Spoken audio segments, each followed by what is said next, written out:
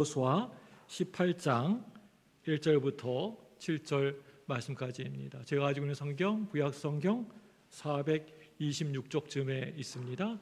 여호수아 18장 1절에서 7절 말씀까지입니다. 한 절씩 교독하도록 하겠습니다. 제가 1절 읽습니다. 이스라엘 자손이 온 회중이 실로에 모여서 거기에 회막을 세웠으며 그 땅은 그들 앞에서 돌아와 정복되었더라. 그러나 이스라엘 자손 중에 그 기업의 분배를 받지 못한 자가 아직도 7지파라. 여호수아가 이스라엘 자손에게 이르되 너희가 너희 조상의 하나님 여호와께서 너희에게 주신 땅을 점령하러 가기를 어느 때까지 지체하겠느냐? 너희는 각 지파에 3사람씩 선정하라. 내가 그들을 보내리니 그들을 일어나서 그 땅에 두루다니며 그들의 기업에 따라 그 땅을 가르치고 내게로 돌아올 것이라.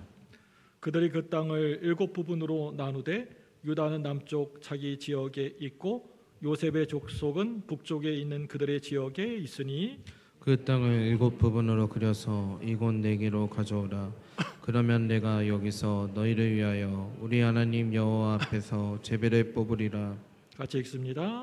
레위 사람은 너희 중에 분깃이 분깃이 없나니 여호와의 제사장 직분이 그들의 기업이 됨이며 각과 느우벤과 므낫세 반지파는 요단 저쪽 동편에서 이미 기업을 받았나니 이는 여호와의 종 모세가 그들에게 준 것이니라 하더라. 아멘. 할렐루야. 눈을 좀 크게 뜨세요. 눈이 이제 수면 모드로 들어가실 분이 있습니다. 눈을 이렇게 보이지도 않게 뜨고 계신 분이 있어요. 크게 뜨시고 우리 옆에 찌그리지 마시고 얼굴 크게 뜨십시오. 네, 우리 옆에 분 바라보시면서 눈을 바라보세요. 내 눈을 바라봐. 눈을 바라보십시오. 네, 인사하겠습니다. 참 잘 나오셨습니다. 우리 앞뒤로 인사하겠습니다. 은혜 많이 받으세요. 네, 참 잘 나오신 여러분, 오늘 이 시간에 또 말씀을 통해서 은혜 많이 받으시고 하나님의 사랑 많이 받고 돌아가시기를 주님의 이름으로 축복합니다. 네. 우리가요 어딘가를 향해서 열심히 최선을 다해서 앞만 바라보고 가고는 있지만 막상 거기에 가보면 어떻습니까? 갔는데 딱 도달하니까 여러분 어떠십니까? 마음이 그 열심이나 최선이 어느 순간에 그 전도서의 고백처럼 이 전도서의 솔로몬 왕의 고백처럼 모든 것이 너무 헛되고 헛되도다 라고 하는 것을 깨닫게 될 때가 참 많이 있는 것 같습니다. 살면서 너무 자주 느끼게 됩니다. 어떤 나그네가요 혼자서 사막을 여행하고 있었습니다. 시간이 좀 많이 흘러서 날은 점점 이렇게 해가 뉘엿뉘엿 넘어가면서 날은 어두워져 가고 있는데 깜깜해가지고 길이 전혀 보이지를 않는 겁니다. 여러분들도 잘 아시겠지만 이 사막에서는요 길을 잃어버린다라고 하는 것은요 거의 죽은 목숨이나 다름이 없습니다. 그때 나그네는 모래 위에서 어떤 사람의 발자국을 발견하게 되었습니다. 그래서 이 나그네는 휴하고 그런 기쁨과 안도의 한숨을 내쉬게 되었습니다. 이제 살았구나. 나그네는 길을 찾을 수 있다는 그런 희망을 가지고 그 사람의 그 길에 그 사막 그 바닥에 나여 있는 발자국을 따라서 사람의 발자국을 따라서 열심히 걷고 또 걸어갔습니다. 이제 곧 있으면 사람이 살고 있는 동네를 마을이 나오겠지. 그런데 가도 마을이 보이지 않는 겁니다. 한참을 가다가 보니까 어느 지점에서 두 사람의 발자국이 보였습니다. 그래서 자세히 봤더니 그 발자국은요 바로 자기의 발자국이었습니다. 이 사람은요 이 자기 발자국을 따라 가지고요 갔던 길을 또 가고 계속해서 빙글빙글 돌았던 것입니다. 여러분 어떻게 보면 우리의 인생길이 우리의 나의 삶의 그 여정길이 이와 같다라고 할 수가 있을 것 같습니다. 앞서간 사람의 발자국을 따라서 열심히 다른 거 바라보지 않고 앞만 바라보고 열심히 갔는데 그 길이 계속해서 빙글빙글 빙빙 끊임없이 돌고 돌게 만드는 실패의 길일 수도 있다라고 하는 말입니다. 여러분, 성공한 사람들이 자신의 성공의 비결을 말할 때 절대 꼭 빠지지 않고 하는 그런 말이 하나 있는데요. 그게 뭐냐면요, 목표를 분명히 정해놓고 포기하지 않는 것이라는 공통점이 있습니다. 목표를 정해놓고 결코 포기하지 않은 것. 한 번은요, 전에 섬기던 교회 권사님이요, 일 때문에 광주에 왔다고 저에게 한번 얼굴 좀 보자고 이렇게 전화가 온 겁니다. 그래서 제가요, 지금 어디시냐고 이렇게 물어봤더니 지금 우리 교회 건물 바로 앞에 와 있다고, 얼른 들어오시라고 하고, 이제 그래서 들어오시라고 하고 기다리고 있었는데 한참을 지났는데도, 기다렸는데도 권사님이 교회 안으로 들어오지 않으신 겁니다. 그런데 다시 전화가 울렸습니다. 교회 건물 안에 왔긴 왔는데 제가 보이지 않는다는 겁니다. 그래서 자세히 이야기를 들어보니까 다른 동네에 있는 같은 이름의 교회에 들어가 있는 겁니다. 우리 교회가 광주에 몇 개 되신지 아십니까? 5개 이상은 되는 것 같아요. 제가 부임했다고 권사님 오신 거예요. 여러분, 마찬가지로 우리가 가야 할 목적지가 어디인지 모르면서 그저 단순하게 열심히 최선을 다해서 앞만 바라보고 나가는 게, 그게 우리를 최종 목적지에 데려다 주지는 않는다는 겁니다. 내가 최선을 다했다, 진짜 다른 거 하지 않고 최선을 다했다라고 하는 말은요, 어쩌면 나 스스로에게, 나 자신에게 합리화시키는 말에 지나지 않을 수가 있습니다. 목표에 맞는 최선이 아닌 최선은요, 그건요 진정한 최선이 아닐 수도 있습니다. 여러분, 어느 때에는 그런 것들이 목표를 이루기 위해서 오히려 불필요하거나 방해되는 요인이 될 수도 있습니다. 분명한 목표를 향해서 최선을 다하는 것만이 그게 진정한 최선이 되는 것입니다. 바보는요, 늘 항상 자기는요 최선을 다했다고 그렇게 얘기를 합니다. 나 정말 최선 다했어 라고 말합니다. 몇 년 전에요, 어떤 우리 성도님의 집에 신방을 가게 되었습니다. 저는 늘 그랬던 것처럼 30분 전에 미리 도착해가지고요, 차 안에서 책을 보다가 시간을 맞추어서 신방할 집으로 들어가게 되었습니다. 그런데 벨을 아무리 초인종을 눌러도 아무런 응답이 없는 겁니다. 그냥 쥐 죽은 듯이 조용한 겁니다. 문에는 교패도 붙어 있지가 않았습니다. 그래서 너무 이상하다라고 생각하면서 그분에게 전화했더니 제가 신방할 집은요, 같은 이름의 다른 아파트였습니다. 전화를 끊고 불이랗게 급하게 신방을 갔지만 약속했던 시간보다 훨씬 늦게 도착하게 되었습니다. 나는 분명하게 최선을 다해서 미리 가 있었지만 목표가 잘못되었기 때문에 진정한 최선, 참된 최선이라고 볼 수가 없는 겁니다. 그건요, 의미 없고 불필요한 최선이라고 할 수가 있습니다.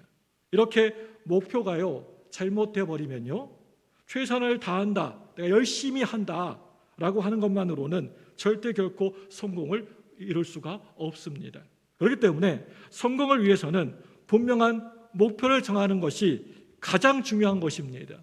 분명한 목표를 정하는 것. 그렇다면 우리가 교회 다니는 목표가 무엇일까요? 여러분, 교회 왜 다니십니까? 어떤 목표를 가지고 교회에 다니십니까, 여러분? 우리 성가대, 우리 찬양대, 무슨 목표로 교회 다니십니까? 어떤 목표가 있으십니까?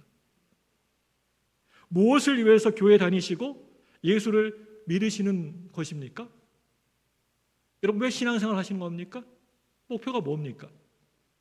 만약에 복을 받기 위해서, 내가 잘 되기 위해서, 우리 자식들이 잘 되고 형통하기 위해서 우리가 교회에 다닌다면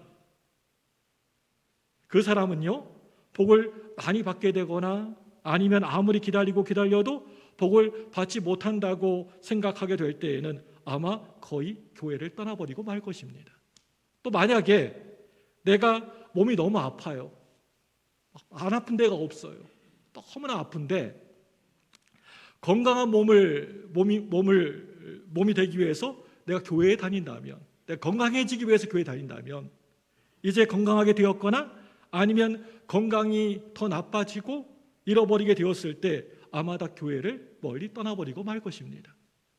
또 하나, 만약에 내가 하고 있는 일이 사업이 잘 되기 위해서, 또 내 자녀들이 이번에 좋은 대학에 들어가기 위해서, 내가 원하는 것을, 그것을 얻기 위해서 교회 다닌다면, 교회 다니는 목표가 그런 데에 있다면 그것은 정말 너무너무나 잘못되어도 한참 잘못된 것입니다. 이게 우리의 목표라면, 교회 다니는 목표라면.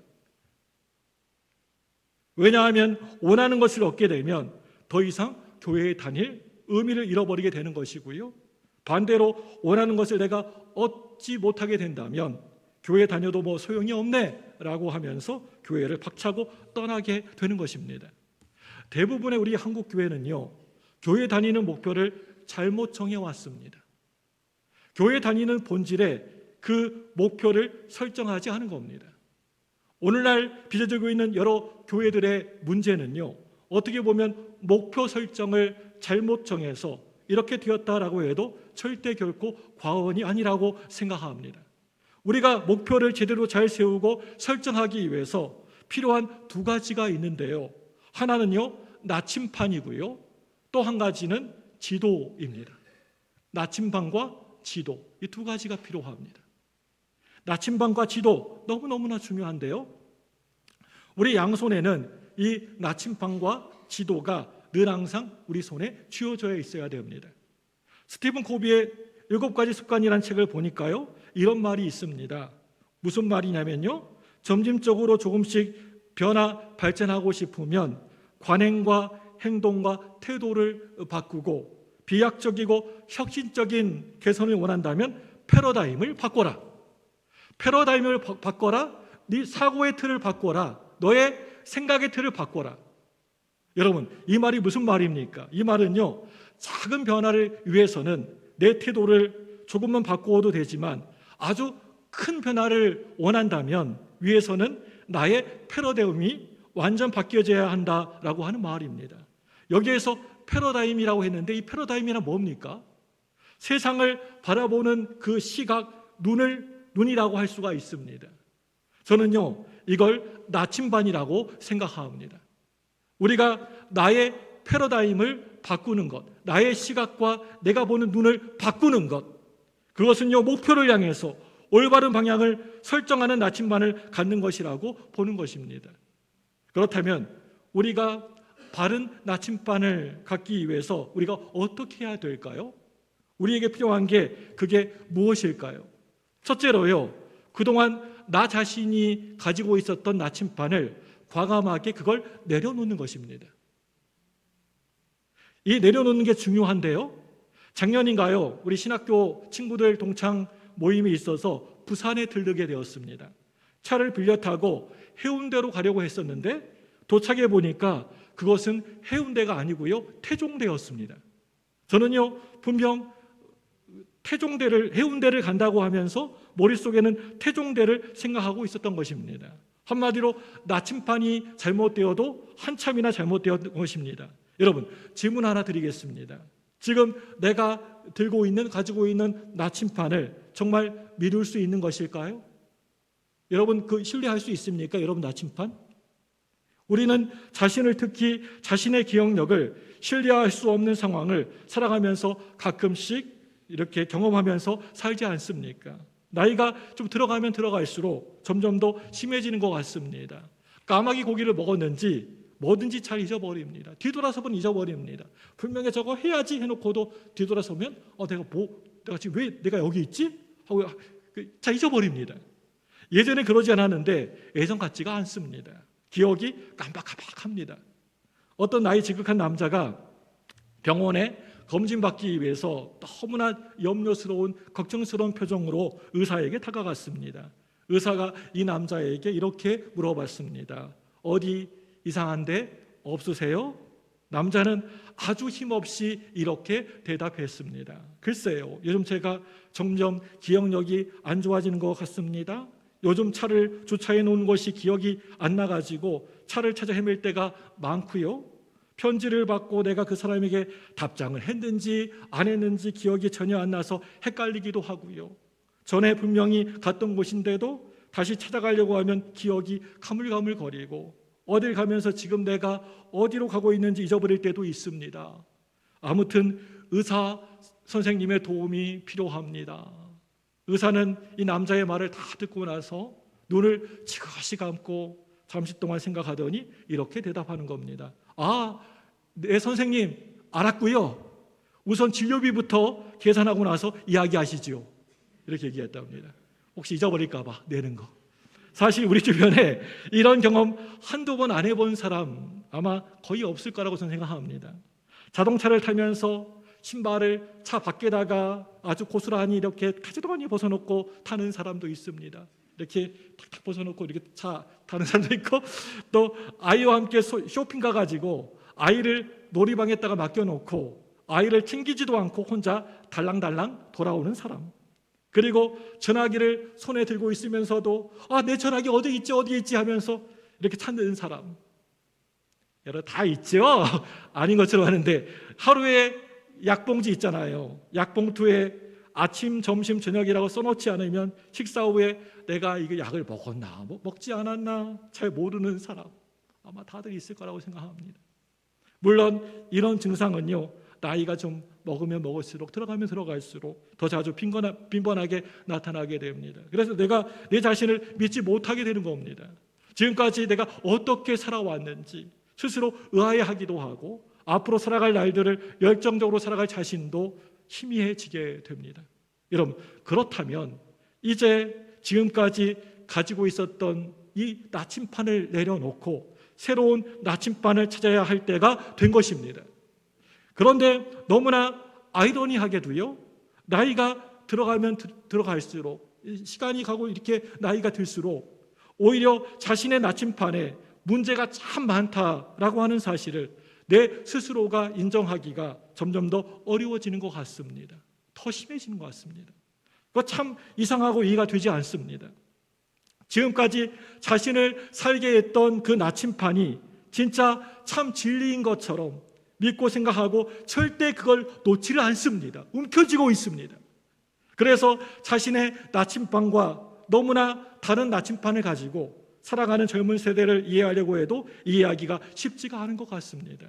몇 년 전에 저희 집 큰딸이 방학이 되자 귀에다가 피어싱을 하겠다고 이렇게 저한테 얘기하는 겁니다. 그것도 한 군데가 아니고요, 보통 여기다가 하지 않습니까? 여러 군데 이렇게 여러 곳에다가 하겠다는 겁니다. 그 얘기를 듣고 제가 선뜻 제 딸에게 그렇게 하라고 했습니다. 쿨하지 않습니까? 신세대 아빠입니다. 물론 귀에다가 구멍을 여러 개 뚫는 게 제 마음에 흡족할 리는 없어요. 그런데 이 대학생 아이의 나침판으로 이해하려고 한다면 그게 그렇게 못마땅할 것도 없다라고 그렇게 생각을 하게 되었습니다. 다른 각 시기에 맞는 나침판이 있는데 오로지 내가 가지고 있는 나 자신의 나침판만이 좋은 것이고 그게 옳은 것이라고 주장해서는 절대 결코 안 되는 것입니다. 이해해 줄 것은 질질 끌지 말고 시원하게 이해해 줘야 됩니다. 여러분, 자녀들에게도 이해해 줄 때는 시원하게 쿨하게 해 주시기 바랍니다. 저처럼요. 자꾸만 아이들에게 엄마 아빠는 너만 할 때 어떠했어? 내가 네 시절 때는 이래 했다 하면서 하는 말은요, 아이들이 가장 싫어하는 어른들의 말 중에 하나입니다. 여러분 그거 아세요? 그래서 어쨌다는 말입니까? 옛날 때 그래서 우리가 너희들도 엄마 아빠처럼 꼭 그래야 한다라고 하는 말입니까? 그렇게 살아야 된다는 말입니까? 이젠 시대가 달라져도요, 너무 많이 달라졌고요, 생각하는 것도 달라졌고, 이렇게 아이들이 달라졌다면 나침반도 달라져야 되는 것입니다. 모두가 다 달라지고 변하는데 예전과 늘 똑같은 나침판을 가지고 방향을 알려주려고 하니까 이런저런 많은 어려운 문제들이 생기게 되는 것입니다. 비록 버리기 싫고 어렵더라도 지금까지 가지고 있었던 나침판을 정말 과감하게 버리시고 여러분 새로운 나침판을 다들 가지시기를 바랍니다. 하버드 대학에서 박사 학위를 받고 몽골 선교사로 헌신한 이용규 선교사는 내려놓음이라는 자신의 책에서 자기의 아들의 이야기를 이렇게 소개하고 있습니다. 아들이 2살 때에 장난감 가게에 있었던 일입니다. 아이는 가게를 둘러보다가 자기 마음에 드는 장난감을 두 팔로 꽉 움켜잡고 가게를 나오려고 했습니다. 나는 그 장난감을 사줘야겠다고 마음먹고 아이를 데리고 계산대로 갔습니다. 장난감에 붙어있는 바코드를 찍어야 했기에 아이팔에 들려있는 장난감을 계산대 위에 올려놓으려고 하니까 그 아이는 장난감을 꽉 움켜쥐고 울기 시작했습니다. 그래서 장난감과 함께 아이를 계산대 위에 들어서 올려놓고 바코드를 찍어야 했습니다. 계산을 하기 위해서는 장난감을 잠시 계산대 위에 놓아야 한다는 것을 어린아이는 알지 못했던 것입니다. 이 이용구 선교사는 이런 상황을 경험하면서 하나님이 우리에게 주시는 영적 선물을 떠올렸다고 합니다. 우리가 원하는 것을 가지기 위해서는 우리의 손에 있는 것을 놓는 게 우선되어야 한다라고 하는 말입니다. 내려놔야 합니다. 움켜쥐지 말고 그걸 놓아야 합니다. 그렇지 않으면 우리는 새로운 것을 절대 결코 얻을 수가 없습니다. 사랑하는 여러분들, 우리가 가지고 있던 나침반을 내려놓으면 우리는 혼란에 빠질지도 모른다는 사실에 대해서 엄청 염려하고 두려워하게 될 것입니다. 그런데 나의 그 나침반을 내려놓는 그 순간에 하나님의 나침반이 우리 손에 들려지게 될 것입니다. 우리가 바른 나침반을 갖기 위해서 우리에게 필요한 게 또 무엇이냐면 두 번째로요, 하나님의 나침반을 내가 소유하는 것입니다. 이게 정말 여러분 너무너무나 중요합니다. 여호수아 18장 1절부터 7절까지의 말씀에서 하나님이 이스라엘 백성들에게 목표를 한 가지 분명하게 제시해 주셨습니다. 그게 바로 가나안 땅의 정복이었습니다. 이스라엘 백성들은요, 어느 정도 가나안 땅 정복에 성공의 길을 가고 있었기 때문에 아주 편한 상태였습니다. 그런데 하나님이 원하시는 것은 어느 정도의 한 부분의 정복이 아니라 그 땅의 완전한 정복 점령이었습니다. 그걸 잘 알고 있었던 여호수아는 이스라엘 백성들을 실로라는 곳에 모두 다 한 곳에 모이게 합니다. 우리 18장 1절, 우리 여호수아 18장 1절 한번 읽어보겠습니다. 시작. 이스라엘 자손의 온 회중이 실로에 모여서 거기에 회막을 세웠으며 그 땅은 그들 앞에서 돌아와 정복되었더라. 아멘. 여러분, 이 실로는 어떤 곳입니까? 이곳은요, 하나님의 성막이 있던 곳이지 않습니까? 이 실로는요, 새로운 비전의 출발은 하나님으로부터라는 것을 알려주고 있습니다. 그게 바로 하나님의 시각으로, 하나님의 관점으로 보는 것, 하나님의 나침반을 가지는 것이라는 말입니다. 그렇다면 저와 여러분들이 하나님의 나침반을 소유해야 하는데 어떻게 해야 소유할 수가 있을까요? 가장 중요한 게 있는데 먼저 예배에 성공하셔야 됩니다. 여러분, 우리가 드리고 있는 예배에 여러분 성공하셔야 됩니다. 하나님의 나침반은요, 예배이기 때문에 그렇습니다. 하나님의 나침반은 예배이다. 하나님의 관점이라는 책을 쓴 토미 테니는 당신은 예배를 통해서 하늘 아버지가 세상을 보는 방식으로 세상을 보게 됩니다. 당신은 예배를 통해서 문제들로 가득 찬 지상의 구덩이에서 올라와 높고 탁 트인 천상의 자리에서 세상을 보게 됩니다. 예배를 통해서 당신은 높은 시야를 확보하게 되는 것입니다. 예배는 당신의 영혼을 끌어올립니다. 예배는 당신의 인생을 변화시킵니다. 예배는 당신의 미래를 새롭게 합니다 라고 말하고 있습니다. 예배에 대한 오해 중에 가장 많은 게 예배를 설교라고 생각하는 것입니다. 예배는 곧 설교이다. 오해입니다. 그런데 예배는요, 설교가 아닙니다. 설교는 예배 중에 설교자로부터 전해든 하나님의 메시지일 뿐입니다. 예배는 한 주간의 나의 모든 삶의 고백이 바로 예배입니다. 11월에 치러지는 수능시험이 수험생의 12년 동안의 모든 것들을 결산하는 관문인 것처럼 예배는요, 일주일을 결산하는 모든 의식과 행위입니다. 수험생들이 시험 전에 잠깐 공부한다고 좋은 성적을 받을 수가 있을까요? 시험은 비록 하루에 치르지만 그 결과는요, 12년, 13년 동안 해온 공부에 대한 평가라고 할 수가 있습니다. 우리가 드리는 바로 이 예배도 바로 마찬가지입니다.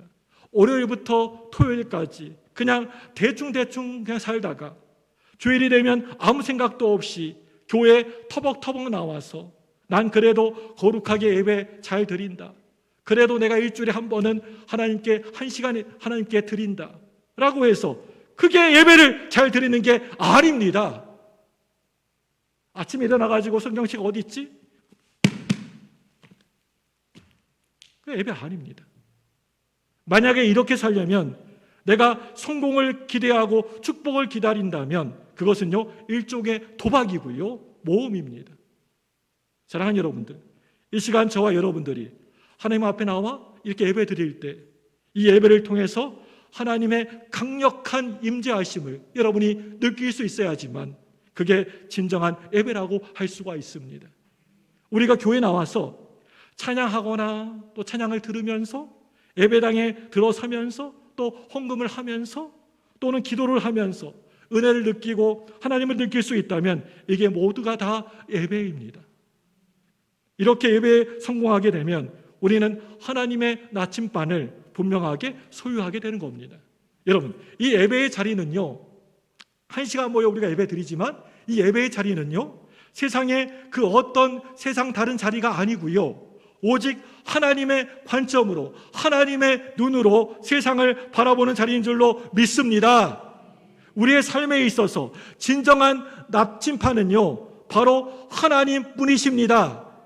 우리는 하나님의 나침판을 소유하고 있고 삶을 성공한 모델을 잘 알고 있습니다. 여러분, 그게 누구일까요? 우리가 잘 알고 있고 믿고 있는 예수님이 이 땅에서 완벽하게 성공하신 분이십니다. 여러분, 이 세상에서 죽음 앞에서 다 이루었다라고 그렇게 말할 수 있는 사람이 예수님의 또 어디에 또 있습니까? 예수님의 삶의 성공은 하나님의 나침판을 소유하는 것이 그게 그 비결이었습니다. 오늘 말씀을 보시면 실로에 모인 그 이스라엘 백성들은 이제 하나님의 나침판을 다들 가졌습니다. 그런데 나침판 외에 한 가지가 더 필요한 게 있습니다. 그게 뭐냐면요, 지도였습니다. 뭐라고요? 네, 나침판도 필요하지만 더 한 가지 필요한 거 지도가 필요합니다. 여호수아 18장 4절입니다. 4절 한번 읽어보겠습니다. 시작. 너희는 각 지파에 세 사람씩 선정하라. 내가 그들을 보내리니 그들은 일어나서 그 땅에 두루 다니며 그들의 기업에 따라 그 땅을 그려가지고 내게로 돌아올 것이라. 지도 그려가지고 내게 오라고 합니다. 여러분, 그들에게 지도가 필요했습니다. 나침판은요, 지도가 없어도요 늘 언제나 남과 북을 가리킵니다. 그런데 지도는요, 나침판이 없으면 아무런 의미가 없어요. 소용이 없습니다. 지도는 나침판이 있어야 쓸모 있게 되는 겁니다. 지금까지 대부분의 교회는요, 지도 그리기에는 다들 진짜 열심들이었습니다. 교회가 부흥하고 사람들 많이 오고 교회 성장을 위해서는 수단과 방법을 가리지 않은 경우가 많았습니다. 그것은요, 한마디로 지도는 가졌을지언정 나침판을 갖지 못했다고 말할 수가 있을 겁니다. 그래서 지도는 나침판이 가리키는 방향에 맞춰서 그려져야 합니다. 지도 한쪽에 써져 있는 사자 모양 기호를 여러분 기억하십니까? 지도 보시면 한쪽에 사자라고 써있지 않습니까? 그게 바로 그 지도의 방향을 알려주는 나침판입니다. 저는요, 우리 교회에 확실하고도 분명한 나침판을 세웠습니다. 늘 제가요, 새벽마다 또 기도할 때마다 계속 되뇌이는 게 있습니다. 첫째로요, 하나님이 기뻐하시는 교회. 둘째로요, 이웃에게 칭찬받는 교회. 셋째로요, 성도가 원하는 교회. 여러분, 교회의 주인은 누구십니까? 하나님이십니다. 그 누구도 아닙니다. 이 목사의 교회도 아닙니다. 여러분의 교회도 하나님이 주인이십니다. 아무리 우리가 좋다고 필요하다고 생각해도 하나님이 기뻐하시지 않는 일은 절대 그거 해서는 안 되십니다. 그게 아무리 사람 눈에 좋아 보여도 그거 하면 안 됩니다. 그거 하지 마셔야 됩니다. 그리고 이웃을 기쁘게 하고 이웃을 사랑하고 베풀어야 합니다. 또한 우리 자신이 교회 안에서 행복하셔야 됩니다. 여러분, 행복하십니까? 여러분, 교회 나오고 신앙생활하고 예수 믿는 거 행복하십니까? 우리 장로님 두 분 행복하십니까? 어우, 좋습니다. 우리 권사님들만 행복하십니까? 우리 집사님들 서운해요. 집사님들 행복하셔요? 우리 성도님들 행복하셔요? 예, 그래요. 행복하셔야 돼요. 저는요, 이런 나침판을 가지고 앞으로 우리 교회가 나아가기를 원합니다.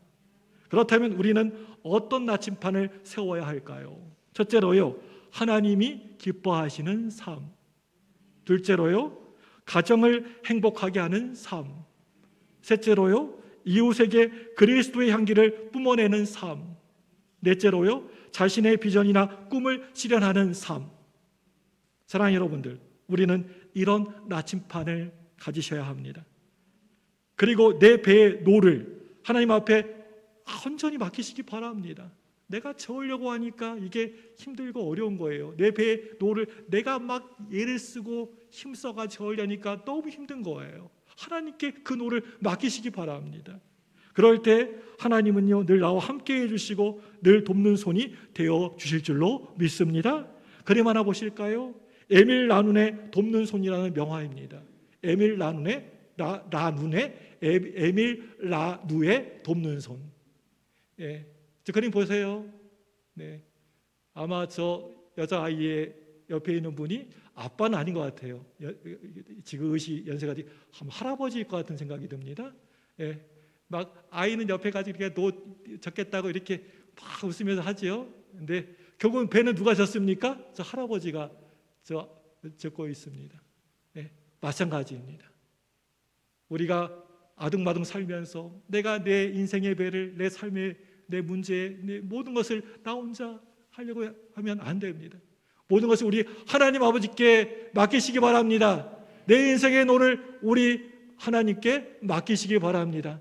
그럼 하나님께서 다 저어주시고요, 인도해 줄 줄로 믿습니다. 사랑하는 여러분들, 저와 여러분들은 그냥 아무런 기대도 없이 소망도 없이 우리의 삶이 앞으로 이렇게 어떻게 전개되어질지, 또 우리 교회가 어떻게 변화되어질지 거룩하고 위대한 꿈을 품고 나아가야 합니다. 하나님의 나침판 위에 정확하고 분명한 지도를 그리시기를 주님의 이름으로 축복합니다. 이 시간 두 손